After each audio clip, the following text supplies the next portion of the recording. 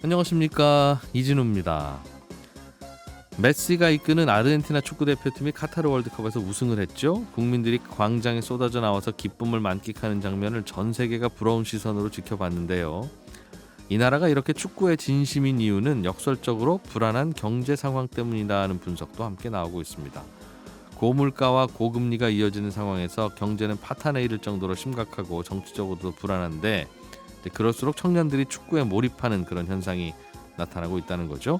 오늘 역시나 박정호 시간에는 현재 아르헨티나의 경제 상황은 어떤지, 그렇게 또 축구를 열심히 하는 이유가 있는지, 어떤 노력을 하고 있는지 최신 아르헨티나 소식 들어보겠습니다. 손에 잡히는 경제 플러스 광고 듣고 시작합니다.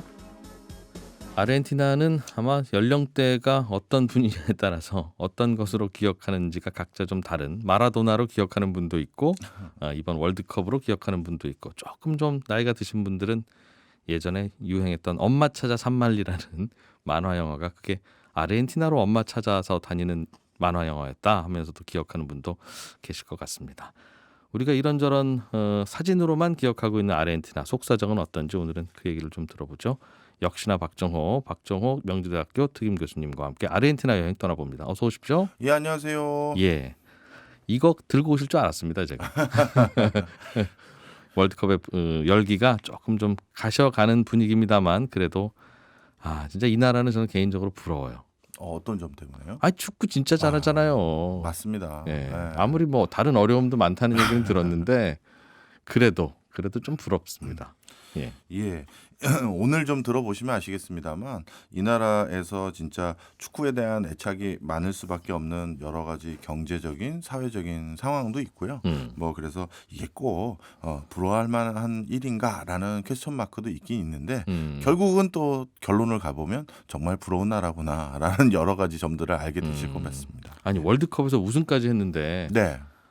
그럼에도 불구하고 참 이 나라는 걱정이 많습니다라고 할 만큼 진짜 걱정이 많아요? 일단 이것만 말씀드려도 아마 어마어마한 걱정이 많겠구나라는 생각이 드실 수 있는데요.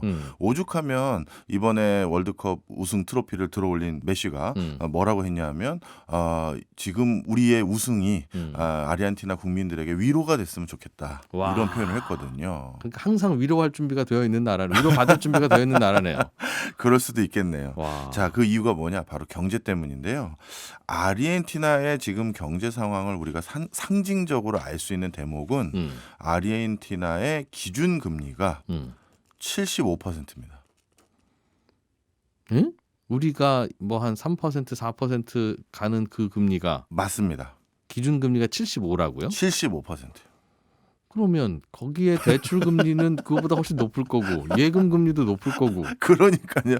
이거 웃으면 안 되는데 이게 아르헨티나 분들에게 죄송한데. 그럼 은행 예금 금리 1년 정기예금 83.2% 이런 게 붙어 있다는 거예요, 은행에? 그런 거죠. 네. 와. 기준금리가 75%면 당연히 나머지 금리는 더 올라야 되는 거니까요. 신용대출 금리 100% 돌파 뭐 이런 뉴스가 나오겠네요. 거의 그 수준이에요. 와. 근데 이게 그동안 아르헨티나의 물가 상승률을 고려했었을 때 진짜 이 정도 금리를 주지 않고서는 화폐 가치를 방어하기가 녹록지 않겠구나라는 걸 아주 쉽게 알 수가 있는 게요. 아르헨티나의 대표적인 장바구니 물가, 우리가 아르헨티나 마트에서 예. 이런저런 물건 살 때의 여러 식료품 가격들이 최근 10년 동안 30배를 가까이 올랐어요. 30배요? 네.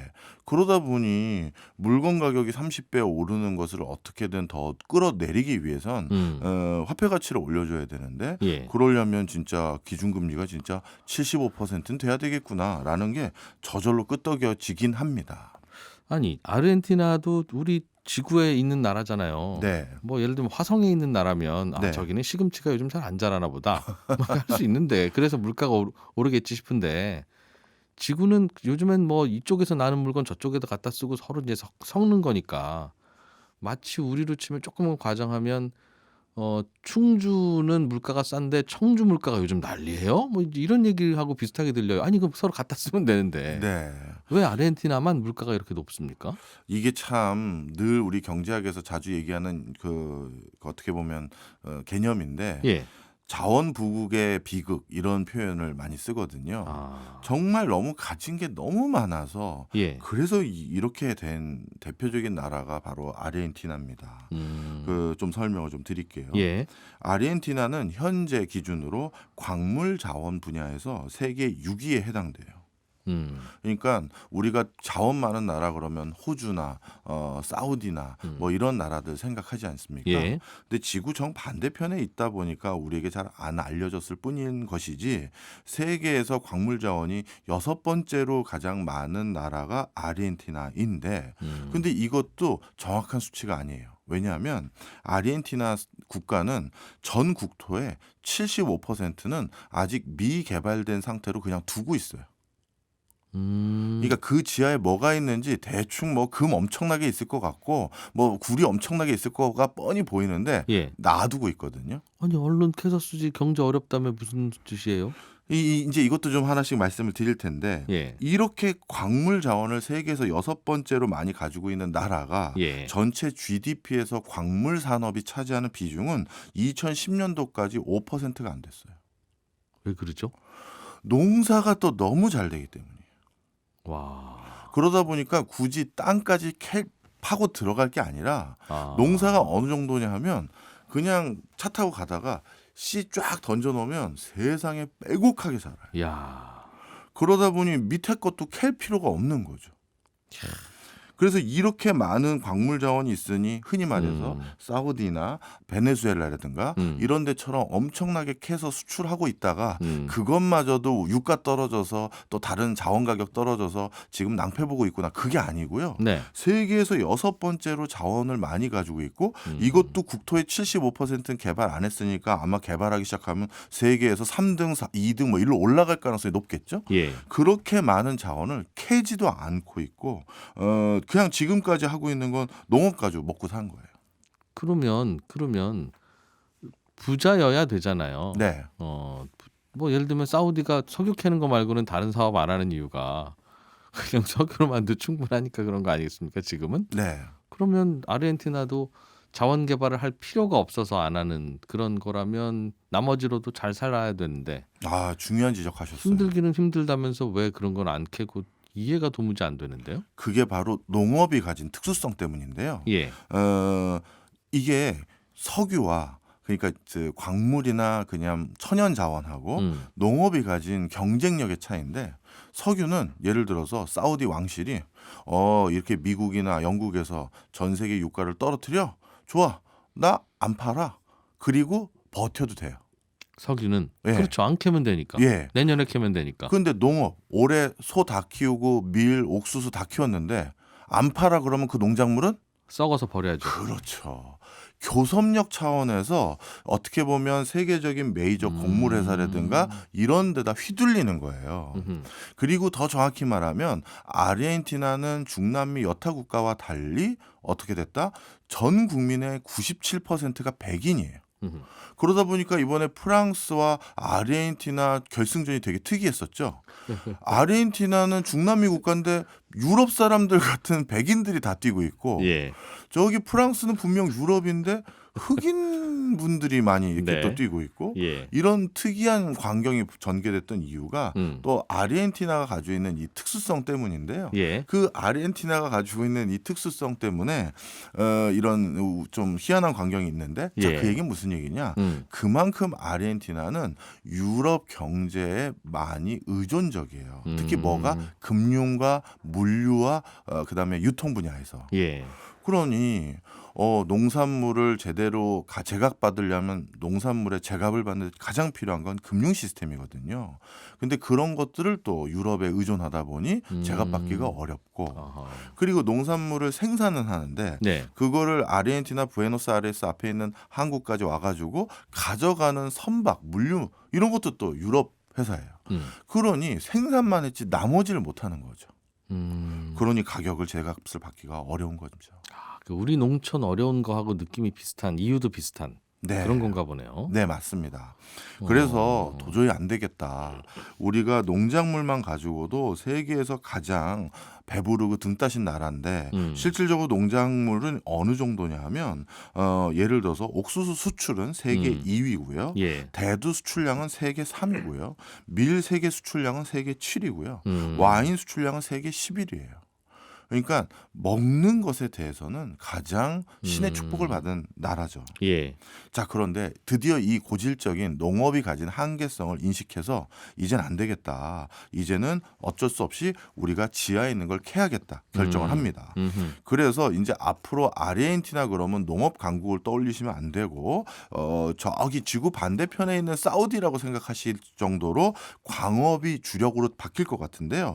이 속도가 얼마나 빠르냐 하면 2002년부터 2011년까지 아르헨티나 광업 분야의 성장률이 1948%였어요. 그러니까 이제 본격적으로 우리 지하에 있는 자원을 캐자. 안 그러면 이 고물가, 그다음 저성장, 이 만성적인 국가 경제의 고질병, 외채 문제 이거 해결 안 된다. 해서 이제 엄청난 광물 자원을 캐기 시작했는데요. 네. 이걸 캐다 보니까 또 놀랄 일이 생겼네요.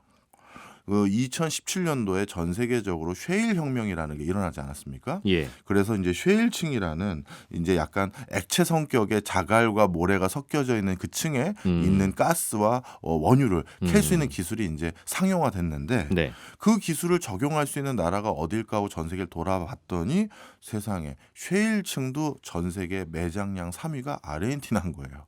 야. 광물들도 더 많이 막 발굴이 되는 거예요. 그러다 보니 진짜 더 자신감이 붙은 거죠. 우리가 이렇게 부자였어. 야, 진짜 축복받은 나라네요. 네. 그 부자였어라는 생각을 딱 갖게 되는 순간 아르헨티나 국민들이 두 가지를 선택합니다. 하나는 뭐냐 하면 아르헨티나인들은 뼛속 깊은 다 농민이에요.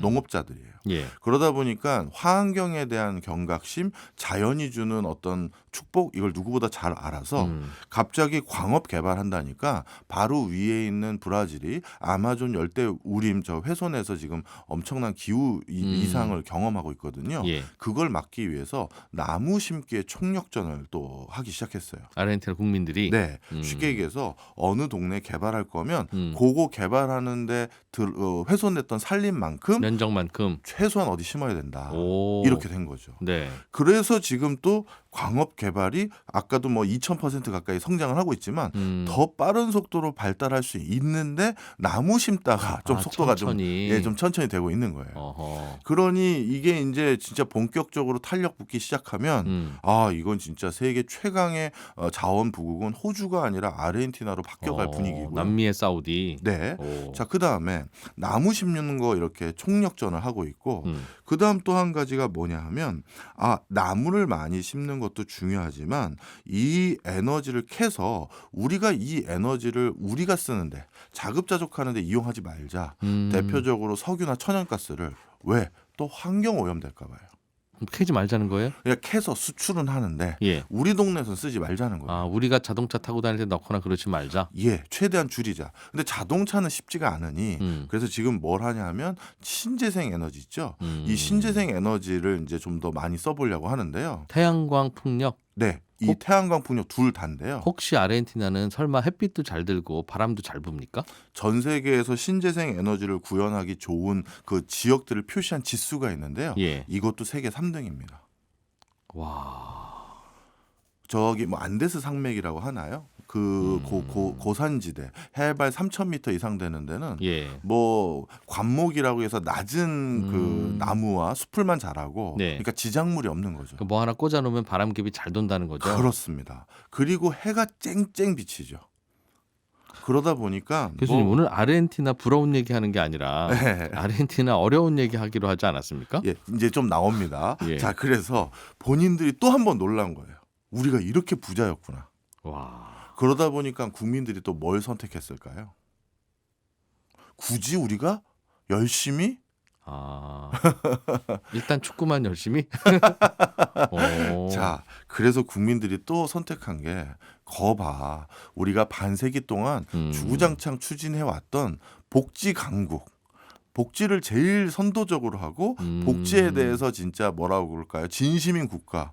이거 계속해도 됐었네. 아하. 이걸로 또다시 흐름이 전개되기 시작했어요. 원래 아르헨티나가 열심히 그 국민 복지 정책을 많이 폈던 나라였어요? 예, 맞습니다. 2차 세계대전 이후 그리고 정확히 말하면 2차 세계대전 직전에도 무상 교육, 그다음에 노후 보장, 의료 보험 이런 것들을 전 세계에서 가장 공고히 하고 잘 해줬던 국가가 바로 아르헨티나예요. 그때는 돈 좀 있었습니까? 그때는 경제력이 세계 5등 정도 됐었으니까요. 아, 농업으로? 네. 하기야 그때는 뭐 반도체도 없고 휴대폰도 없고 그러던 시절이니까. 예, 맞습니다. 유럽에서 필요한 모든 농산물과 이런 것들을 다 아르헨티나에서 조달받다 보니까 정말 떼돈을 번 거죠. 예. 자, 그런 걸로 이제 복지에 대한 강국을 계속 추진해 왔었는데 최근 그것을 좀 이렇게 누리기만 해서는 안 된다라는 기조가 살짝 있었었는데 예. 자원 개발하기 시작하면서 다시 좀 그게 줄어들기 시작하고 역시 우리는 복지를 해도 상관없어. 돈 갚지 뭐 캐서 이런 분위기가 또 높아지고 있는 상황이에요. 그러다 보니 정치적으로 우리 좀 나누고 분배하고 우리 좀 여유롭게 삽시다라고 목소리 높이는 정치인들이 설득력을 갖는 나라가 됐다. 그렇습니다. 자, 그러다 보니까 국민들이 일단 굶어 죽을 수 있는 나라가 아니잖아요. 예. 너무 잘 자라니까 먹을거리가. 그러다 보니 이제 그 다음 생각하는 거리가 딱 하나인데 바로 즐길 거리. 그런데 이렇게 풀이 잘 자는 동네는 당연히 잔디밭도 잘 달고 네. 그리고 이렇게 농업이 잘 된다는 건 평지니까 공차기 좋은 곳이겠죠. 아, 진짜 농담이 아니에요. 그래서 날씨 좋고 잔디밭 좋고 평지 많고 그래서 축구가 발달할 수밖에 없는 요인이 하나 있고요. 네. 그다음에 아르헨티나가 이렇게 풍요롭긴 하지만 국민들이 또 복지에 이렇게 열망하는 이유가 빈부격차가 너무나도 심각합니다. 그러다 보니까 이것도 참 불편한 진실인데요. 예전에 우리 어려웠을 때는 뭐 집안 일으키기 위해서 우골탑이라고 해서 누구 한 사람이 어렵게 공부해가지고 집안 일으켰다 이런 거 좀 있었잖아요. 예. 그래서 돈 없어도 공부 잘하면 성공한다 이런 게 있었는데 저는 그건 아닌 것 같아요. 이제 우리나라는 우리나라뿐만 아니라 전 세계적으로 솔직히 보면 그게 우골탑이라 부른 게 돈 없어서 공부 열심히 한 게 아니라 그 공부하려고 집에서 소판 거잖아요. 그렇죠. 그러니까 옛날에 우리나라도 누군가가 아르바이트 안 하고 편의점 알바나 이런 거 안 하고 공부를 진득하게 하려면 집에 소가 있었어야 돼요. 집에 소가 있어야 되는 거예요. 아. 그래서 자, 무슨 얘기냐? 아르헨티나는 그런데 집에 소도 없는 극빈층들이 너무 많아요. 근데 그런 사람들은 그러면 공부를 통해서 빈부격차를 자신의 당대에서 완화할 수 있는 방법은 없겠죠. 그럼 어떻게 된다? 결국 선택하는 건 몸을 쓰는 일이에요. 근데 몸을 써가지고 뭐 건설 현장에 나간다든가 아르바이트를 하는 거는 큰 돈을 못 벌겠죠. 그럼 자기가 일확천금을 벌 수 있는 제일 좋은 방법은 스포츠죠. 그렇겠네요. 또 여성들은 외모 가꾸는 거고요. 그래서 아르헨티나가 세계적으로 미인이 많은 나라인 이유 중에 하나가 그 빈부격차를 여성들이 극복할 수 있는 가장 보편적인 방법이 외모, 이걸 활용하는. 그래서 아르헨티나의 슬로건들 몇 개 중에 네. 미모가 곧 권력이다 이런 표현들도 있어요. 아, 그래요. 네. 그래서 이제 그런 걸 활용하는. 굉장히 노골적이네요. 왜냐하면 그만큼 그걸 이제 많은 사람이 아는 거죠. 너도 알고 나도 알고 그 원칙. 네, 그렇지만 이제 사실 입에 발설하기에는 좀 불편한 진실. 예, 그래서 여성들은 그렇고 남성들은 진짜 뭐 대부분 그래서 아르헨티나 축구 선수들의 그 일대기를 보면요, 극심한 가난 때문에 네. 내가 성공하기 위해서 공을 열심히 찾습니다. 이게 일반적이에요. 그게 공부할 수 있는 기본적인 환경 안 됐을 때 이걸로 돈을 버는 거죠. 그렇게 농산물이 풍부한데도 극심한 가난을 겪었어야 돼요. 네, 그게 아르헨티나는 대부분 그 농토를 특정 유럽에서부터 넘어왔던 초창기 귀족 가문들, 선도적인 정착민들이 꽉 장악하고 있어요. 그러다 보니까 대부분 소작을 하고 있거나 예. 어떤 자작을 하고 있는 사람들도 농업의 특성이 혼자 내가 자작해서 텃밭 일군 거는 대형마트나 외국에 수출을 할 수가 없어요. 바이어들이 그런 작은 그 생산자들은 바이어로 인정을 안 해줍니다. 그럼 어떻게 하느냐? 대부분 그런 것들을 우리나라 농협처럼 협동조합에 다 같이 모아가지고 그 당도라든가 크기라든가 이런 걸 분류해서 A급, B급, C급으로 나눠서 다 보낼 때 보내거든요. 자, 그런데 아르헨티나는 그 협동조합을 또 꽉 잡고 있는 게 좀 전에 말씀드렸던 대토지를 가지고 있는 사람들이 꽉 잡고 있는 거예요. 그러다 보니까 가격에 대한 결정권, 자기가 다시 협동조합에서 외국으로 납품할 수 있는 권한도 본인들이 갖고 있다 보니까 농업이라는 이 기회를 활용해서 돈을 많이 벌 수 있는 기회들이 급격히 줄어든 상황인 것이죠. 그렇군요. 그러면 아르헨티나 국민들은 이런 상황을 좀 극복해 주겠다는 정치인들에게 더 쏠릴 수도 있고 아예 어려우면 정치인이 저 손들고 나서도 어차피 안 되는데 이 나라는 오늘 제가 처음으로 좀 들었어도 뭔가 좀 이렇게 좀 바꾸면 괜찮을 것 같은데 하는 생각이 들 만큼 이런저런 가능성이 있는 나라인데 좀 근데 또 다양한 국민들이 또 특이한 점이 하나 있어서 요거만 말씀드리고 한 2부를 가보면요. 예. 국민들이 또 생각보다 불만이 이 정도 우리나라에서 기준금리가 75%면 어떻게 됐을까요? 뭐 다시 촛불 들어야죠. 그렇게 돼야 되는데 예. 여긴 생각보다 촛불 많이 안 듭니다. 드는 사람들은 있어요. 그 이유가 사회적 소외계층의 비중이 50%인데 대부분 중산층이라고 생각합니다. 그렇군요. 특이하죠? 네. 국민들의 그런 생각이 또 어떤 정치 불안으로 이어졌는지는 그 얘기는 2부로 이어가서 좀 들어보겠습니다. 명지대학교 박정호 특임 교수와 함께 하고 있고요. 저희는 2부에서 돌아오겠습니다. 예, 세계 경제의 다양한 이야기거리를 깊이 있고 재미있게 공부하는 역시나 박정호 시간입니다. 오늘은 아르헨티나로 날아가서 아직 돌아오지 못하고 있습니다. 명지대학교 박정호 특임 교수와 함께합니다. 어서 오세요. 예, 안녕하세요. 야, 이 아르헨티나도 사연 많은 나라였네요. 예. 그런데 예. 아르헨티나가 그런저런 이유로 뭐 농업 국가가 됐고 자원은 아직 덜 캐고 있고 그래서 빈부의 격차도 상당히 심하고 그게 이제 국민들을 또 축구에 몰두하게 만든 것 같다. 기준 금리가 무려 75%나 된다. 얘기까지 해주셨어요. 요즘의 아르헨티나는 어떤 게 또 화두입니까? 예, 뭐 이렇게 많은 그동안 만성적인 어찌 보면 아르헨티나 하면 만성적인 고물가, 뭐 하이퍼 인플레이션이 자주 일어나는 국가, 빈부격차 심한 거 이거 다 알고 있잖아요, 우리가. 그래서 본인들도 이제는 이게 아닌 것 같다 하면서 다양한 시도들이 일어나는데 이게 만약에 이제 이 추세가 계속되면 우리가 생각하는 아르헨티나를 대표하는 대명사들이 쓱 바뀔 것 같아요. 대표적으로 아르헨티나는 전 세계에서 소를 제일 많이 키우는 나라 중에 하나고 1인당 소고기 소비량이 세계 3등입니다. 아, 그래요? 예. 그럼 우리는 소는 누가 키우나 그러면 아르헨티나에서 키웁니다. 이렇게 답하면 되는 겁니까? 그렇긴 한데 우리나라는 안타깝게도 아르헨티나 소가 수입이 안 돼요. 왜요? 우리나라는 소고기 수입을 특정 국가에서 얼마까지만 수입하도록 정부가 철저히 규제하고 있거든요. 그런데 우리나라가 소를 수입해오는 국가들의 대명사는 미국이나 호주나 이런 국가들의 소는 수입이 되는데 아르헨티나 소는 못 들어오게 막고 있어요. 맛이 굉장히 좋거든요. 아, 그래서 네, 뭐 하여튼 그런 것도 있는 것 같고요. 가격이 또 너무 싸요. 아하.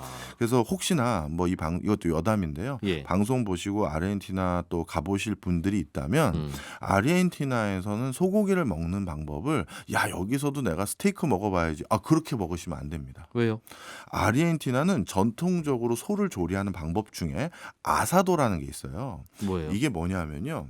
소를 이제 도축을 하면 절반으로 뚝 자르면 소 갈비가 막 쫙쫙쫙 한 10개 같이 붙어가지고 병풍처럼 한쪽이 있을 거 아니겠습니까? 그거를 꼬치 같은데 통으로 꽂아가지고요. 소를? 예. 소 한쪽 절반 정도 갈비 다 붙어 있는 걸 꼬치로 그걸 어마어마한 꼬치로 꽂은 다음에 이건 꼬치가 아니라 거의 철근이죠. 전봇대네요. 네, 그런 거 맞습니다. 그런 걸로 꽂아 놓은 다음에 이 밑에 그 뭐 모닥불 같은 거 있잖아요. 그 위에 살짝 걸쳐 놓고 그 상태로 굽는 거예요. 통구이를 한다. 맞습니다. 소를. 예. 그래서 후추니 뭐니 기본적인 거 뿌려서 먹는 방법이라고 보시면 되는데요. 이걸 아사도라고 부르는데 가장 아르헨티나 소를 맛있게 먹는 방법이에요. 맛있겠네요. 직화구이니까. 네. 이게 전통적인 아르헨티나 예를 들어서 무슨 레스토랑 가면 잘 안 해주고 위에는 스테이크들이 주로 써 있는데 예. 아사도라고 밑에 있거든요. 잘 보시면 그걸로 이제 한 거를 달라고 하면 그걸 드시는 게 제일 좋아요. 그래도 어차피 잘려진 고기가 나올 거 아니에요. 그렇긴 하죠. 근데 조리 방식이 조금씩 다르니까. 예. 막 장작 우리로 치면 장작구이 통닭 그런 느낌인가요? 예, 딱 그 느낌이죠. 예. 그래서 이 소를 그렇게 좋아하고 이렇게 통으로 구워서 통으로 드시는 분들인데 네. 자, 이런 국가에서 요즘 어떤 게 전 세계적으로 가장 비약적으로 대두되기 시작했냐면 비건, 채식주의입니다. 요즘 그게 아르헨티나에서 유행이에요. 예. 소고기 수출을 세계에서 5번째로 많이 해서 5위고 예. 1인당 소고기 소비량이 3위인 이런 나라에서 요즘 채식주의자가 얼마나 급격히 늘고 있냐면요. 예. 아르헨티나 자체적으로 내부에 있는 채식주의 관련한 협회에서 집계를 해봤더니 아르헨티나 인구의 12%에 해당되는 500만 명이 채식주의자가 됐어요. 요즘 갑자기 예. 특이하죠. 뭐 우리나라에서 휴대폰 안 쓰기 운동하거나 자동차 안 타고 걷기 운동하는 느낌인데. 예, 저는 사실 이해는 잘 안 가요. 그런데 그냥 이건 제 농담 섞인 말씀인데 예. 그동안 너무 소를 많이 먹어서 지겹다 이제. 지겨운 것 같아요.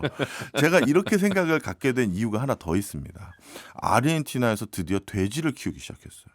그동안은 안 키웠어요? 그동안 거의 안 키웠어요. 소가 저렇게 잘 자라고 돼지는 방목으로 키우는 게 아니잖아요. 축사. 네, 사육. 축사에서 일일이 사료주고 뭐하고 해야 되는데 손 많이 가는데. 네, 소는 풀어놓으면 지가 다 뜯어먹고 무럭무럭 자라서 돌아와요. 소가 더 기르기 편해. 훨씬 편하죠. 그러다 보니까 이 소는 그냥 자라는 거고 예. 신경 안 써도 돼지는 하나하나 손이 가는데 네. 돼지를 안 키웠는데 요즘 아르헨티나 국민들이 채식주의가 전체 국민의 12%이자 또 갑자기 돼지고기를 급격하게 소비를 많이 하기 시작했어요. 소고기보다 설마 맛있다는 거예요, 돼지고기가? 아르헨티나 국민들은 그렇게 생각합니다. 그래서 딱 맞네. 우리가 바꿔 먹으면 되겠네요. 바꿔 먹으면 돼요. 그래서 아르헨티나는 마트에 가면 예. 소고기보다 돼지고기가 더 비싸요. 이야.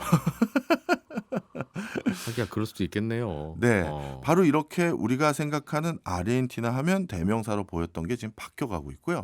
그다음 또 한 가지, 아르헨티나 국민들은 원래 시력이 좋았습니다.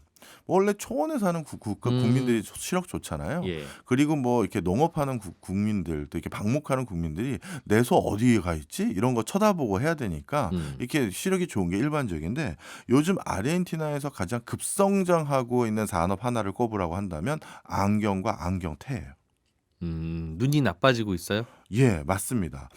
일단 첫 번째로 아르헨티나 국민들이 눈이 나빠지는 게 하나 있는데요. 그 이유는 본격적으로 아르헨티나 MZ 세대들이 이제 스마트폰, 그다음에 게임, 이 타블렛 PC 이런 데 빠져들기 시작하면서 예. 특히 아르헨티나는 인구 집약도가 굉장히 낮은 국가지 않겠어요. 전 세계에서 영토가 뭐 10번째 안에 큰 나라니까요. 인구 밀도가 낮다. 그렇죠. 예. 그러니까 하교한 뒤에 어. 친구랑 놀 사람이 없는 거예요. 왜요? 친구가 제일 가까운 친구가 12km 옆에 떨어져 있고 그 사이는 다 농토밖에 없고 하니까. 그러다 보니까 하루 왼종일 뭘 하기 시작했다? 스마트폰 보고 있고 컴퓨터 하고 있고 그런 사람들이 늘기 시작한 겁니다. 메시는 어릴 때 그때 심심해서 축구공을 찾구나. 그렇죠. 친구가 없으니까. 이것도 또 하나 기억해 주시면 좋은데요.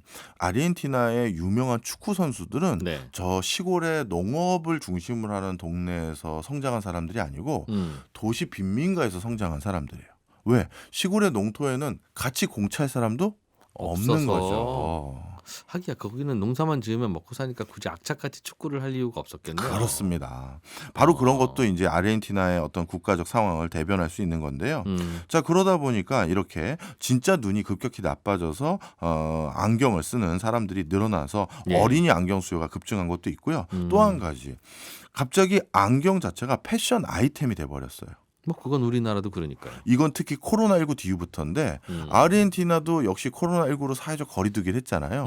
그러다 보니까 온라인 화상회의하고 음. 온라인을 통해서 만나는데 아르헨티나는 아까도 말씀드렸듯이 뭐 미모에 대해서 중요시 음. 여기고 그다음에 유럽 지향적인 문화가 있다 보니까 패션에도 관심이 굉장히 높거든요. 네. 그러면 내가 이 화면에 내 얼굴만 나오는데 뭔가 좀 패셔너블하게 보여줄 수 있는 게 뭘까? 그래서 알 없는 안경테를 쓰고 화상회의를 한다든가 이런 문화들까지도 최근 급증한 상황이에요. 아. 그래서 다, 우리 다 이해 갑니다 그건. 예. 음. 그러다 보니까 우리 예전에 아르헨티나 사람들 떠올리면 안경 안 쓴 백인들이 보편적인 외모였는데 네. 요즘은 아르헨티나 국민 쓰면 안경 쓴 백인 이런 느낌을 가질 정도로 안경의 수요가 급증하고 있습니다. 우리보다 많이 써요. 우리도 예전에는 뭐 반 친구 중에 별명이 안경잡이 이런 친구가 있었는데 요즘은 안경 쓴 분들이 더 많은 것 같아서. 맞습니다. 그 외국에 특히 동남아시아를 이렇게 관광하다 보면 동남아시아 사람들이 한국인인지 중국인인지 일본인지 명확히 알아보잖아요. 그 과정에서 한국인이라는 것을 몇 가지 얻을 수 있는 시그널이 있는데요. 그중에 안경을 썼을 때 확률이 또 높아진대요. 안경 쓴 한중일 국민은 대체로 한국인일 가능성이 매우 높다. 맞습니다. 그리고 중국인은 상대로 안경을 안 쓴 비율이 굉장히 높은 상황이고요. 예. 또 한국인들은 남성들도 그 흔히 말해서 머리 스타일을 파마한다고 하죠. 펌하는 사람들의 비율이 높고 중국인들은 펌을 잘 안 하고 직모인 경우. 그러니까 중국인 남성들의 헤어스타일은 저도 언제든지 구별할 수 있어요. 그렇죠. 그분들은 헤어스타일이 하나더군요 거의. 맞습니다. 스포츠형이라고 우리가 흔히 부르는. 남자다운. 예.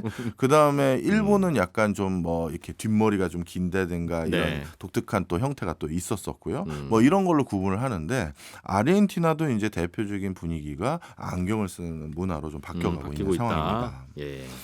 자, 이렇게 아르헨티나가 이제 바뀌어가고 있는데 그 중에 또 하나 기억해야 될 게 뭐냐면요. 아르헨티나가 이제 제조를 직접 해보겠대요. 제조업 조립. 네.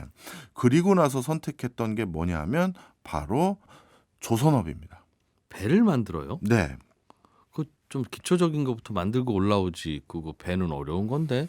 아, 이게 또 지금 중요한 얘기 해주셨어요. 예. 우리 배 만드는 게 어렵잖아요. 예. 근데 일단 아르헨티나는 어떤 생각을 가진 거냐 하면 이 왜 조선업을 선택했냐면 아르헨티나에서 선박 운항의 50% 이상은 전부 그 안에 곡물만 실어 나르는 거예요. 자기네들 수확물이죠. 벌크선. 예. 예. 근데 벌크선은 뭐 LNG선이나 컨테이너선보다 상대적으로 난이도가 제일 낮은 선박이죠. 떠 있기만 하면 되니까. 예. 예. 그러다 보니까 벌크선 정도는 우리가 할 수 있지 않겠어? 이런 자신감이 하나 있었었고요. 예. 그다음에 아르헨티나 사람들이 우리가 만든 곡물은 키로당 얼마밖에 안 되는데 세상에 그걸 내가 1년 내내 재배해서 이 배까지 운송해서 갖다 줬더니만 얘는 운송해서 받아가는 돈이 세상에 이 곡물 가격이 2배, 3배씩 받더라. 음식값보다 배달비가 더 비싸. 그렇죠. 그러니 안 되겠어. 우리가 배를 만들어서 우리가 직접 납품하자. 예. 바로 요 생각이 같이 결부된 겁니다. 네. 그런데 벌크선은 그럼 난이도가 쉬운 건 사실이지만 그건 또 쉽게 만들 수 있느냐? 그게 아니잖아요. 그렇죠. 예. 그래서 그 다음 선택한 게 그럼 조립은 여기서 하는 대신 선박을 만드는 데 필요한 핵심 부품들인 엔진이나 이런 건 전량 외국에서 수입해오자. 이걸 선택한 거예요. 예. 그러다 보니까 요즘 한국 조선 분야에서 선박 부품과 관련된 회사들이 뭐 두산도 있고 많은 회사들이 있는데 눈이 벌게졌습니다. 아르헨티나에 부품 장사하려고. 예. 오. 그리고 아르헨티나가 대표적으로 이제 일자리 많이 제공해 줘야 될 방편으로 이 선박업을 해본다고 하니 거기에는 인력 많이 투입돼야 되죠. 네. 맞아요. 그러면 이제 국가 차원에서 이건 또 하는 거니까 부자 나라니 언제 어떤 방식일지 모르겠지만 돈은 받을 수 있을 것 같거든요. 네. 그러니 야 이거 부품 좀 가서 납품해 보자.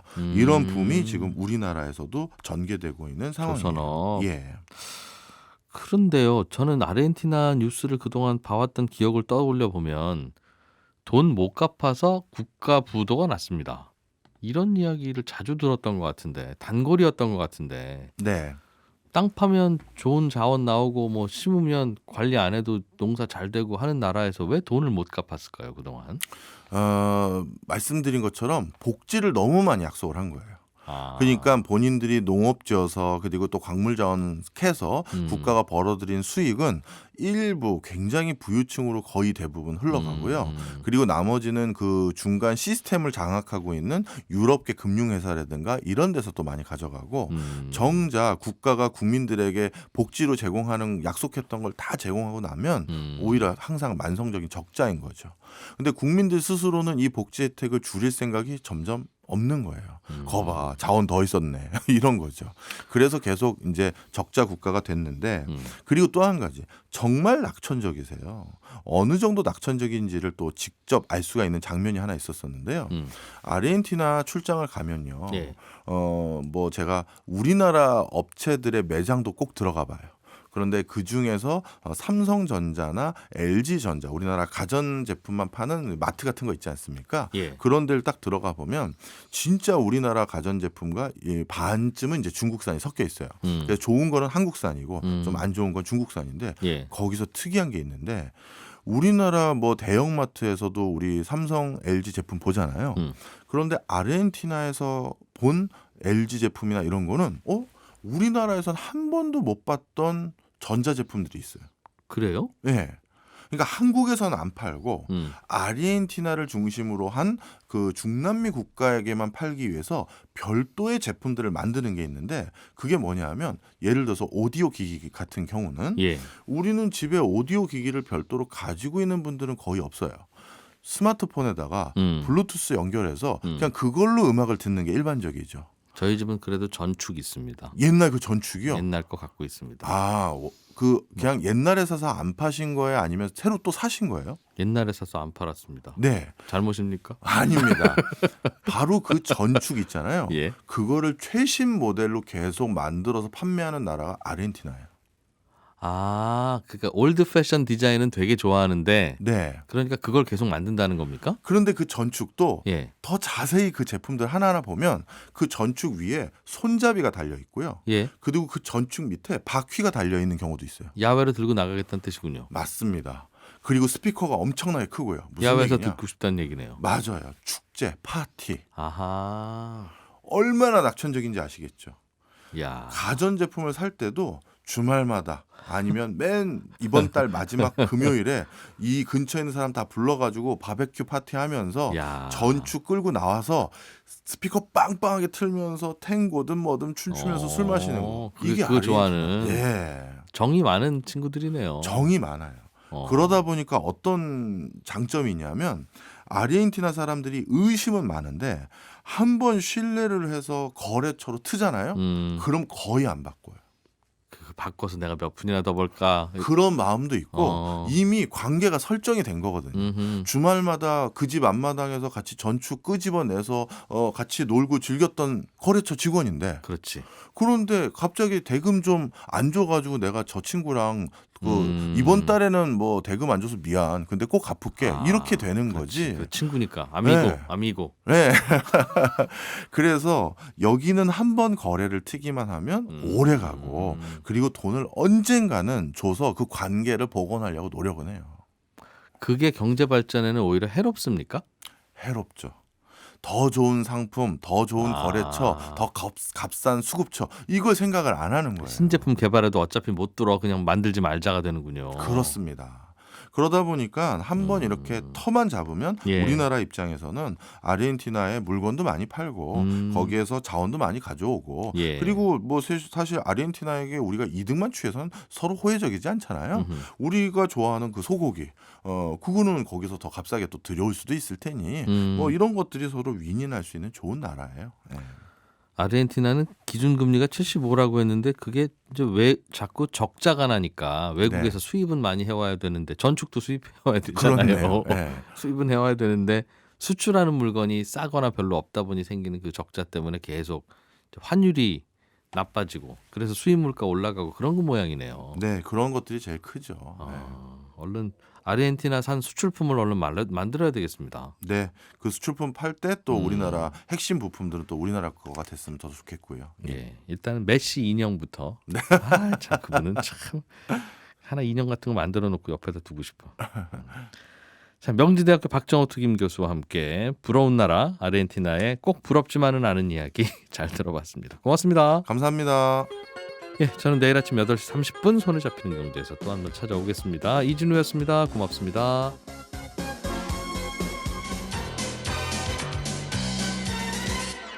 더 깊고 더 재미있는 경제 이야기. 이진우의 손에 잡히는 경제 플러스.